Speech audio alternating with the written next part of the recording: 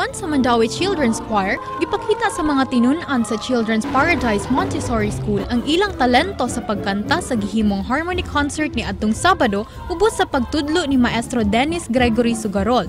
Oh, it's really a special concert because it speaks about harmony and the song itself like friendship and how to create a better world for these children to live.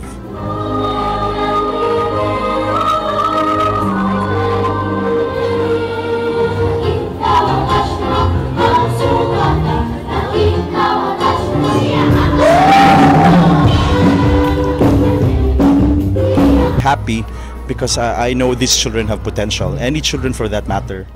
Dakong paglambo alang kang Maestro Sugarol ang kahanas sa mga bata sa pag-awit sud sa duha ka tuig niyang pagtudlo sa mga tinun-an sa Children's Paradise Montessori.